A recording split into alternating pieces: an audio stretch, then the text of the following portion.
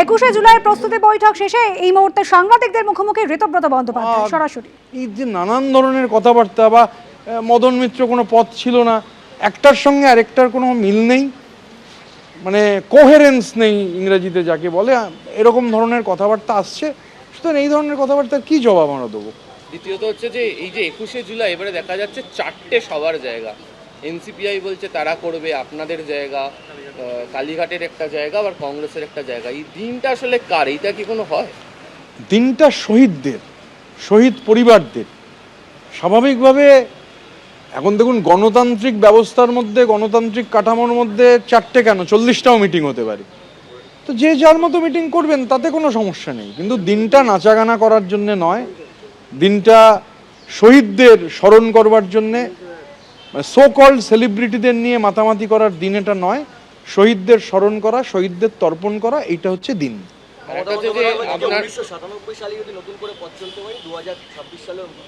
দেখুন, আমি একটা কথা বলি, গতকাল মানে সবাই দেখেছেন যে উনি বলছেন যে বাঘের মতো লড়ছেন।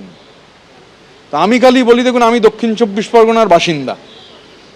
দক্ষিণ 24 পরগনা একটা অদ্ভুত জেলা।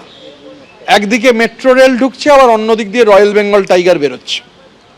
এবার আমরা যারা দক্ষিণ 24 পরগনার লোক, এই যে রয়্যাল বেঙ্গল টাইগার একটা অত্যন্ত গুরুত্বপূর্ণ প্রাণী, এবং সেভ দ্য টাইগার প্রোগ্রাম, মানে সংরক্ষণ, বাঘের সংরক্ষণ, এটা একটা আন্তর্জাতিক এজেন্ডা।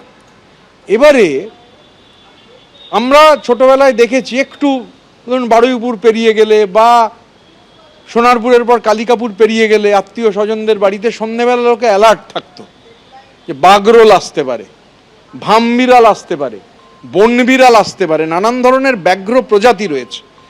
এবার অনেক সময় হয় উনি একটা কিছু বলতে চান, আরেকটা কিছু বলে ফেলেন। এর আগে শ্রী শ্রী গুরুচাঁদ ঠাকুরকে নিয়ে বলতে গিয়ে একটা বিকৃতি ঘটিয়ে ফেলেছিলেন। তা আমার দৃঢ় ধারণা উনি গতকাল আসলে বাঘরোল বলতে চেয়েছিলেন, বাঘরোলের বদলে বাঘ বলেছেন। আমরা ছোটবেলা থেকে জানি এই যে বাঘরোল, এরা পাখির বাসা থেকে ডিম খায়, ভামবিড়াল বনবিড়াল ডিম খায়, বাঘ কিন্তু ডিম খায় না। তো উনি আসলে বলতে চেয়েছিলেন বাঘরোল, আমার যা ধারণা বাঘরোলের বদলে বাঘ বলে ফেলেছেন।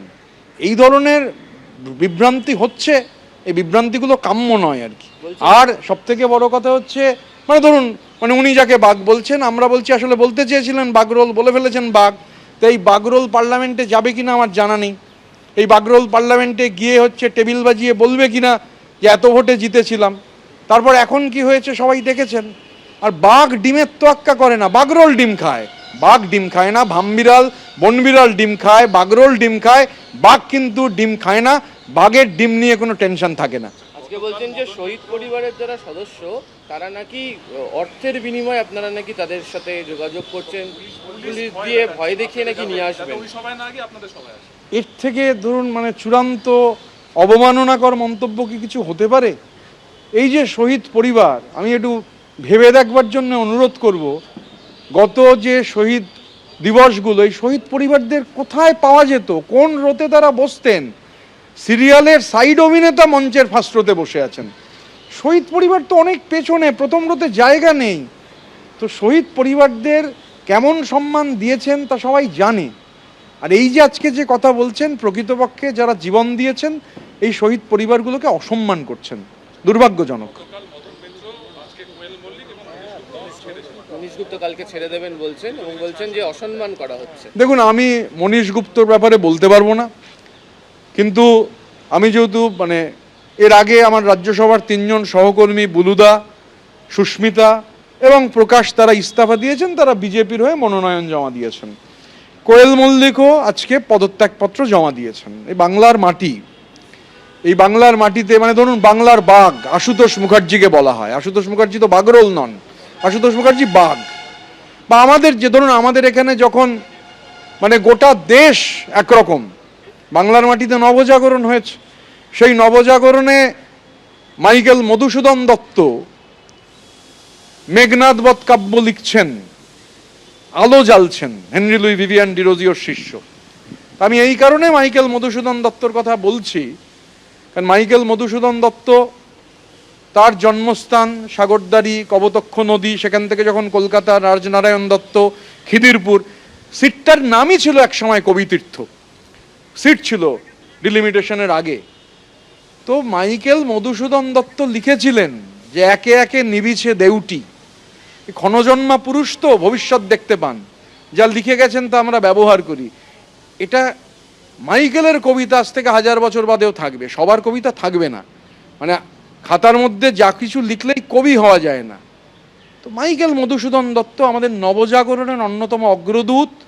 কত বছর আগে সেই রেখমা দাসের মনে লেখা মাইকেল, এবং মাইকেলের চামড়ার রং যদি বাদামি না হতো, কালো না হতো, তাহলে মাইকেলের ক্যাপটিভ লেডি আজও পৃথিবীর বিভিন্ন প্রান্তে অ্যাডভান্স ইংরাজিতে পড়ানো হয়, এত উৎকৃষ্ট। তো সেই মাইকেলের কথা, আমার কথা নয়, আমি তো কবি নই, আর কাগজে যা লিখলাম সেটা কবিতা নয়।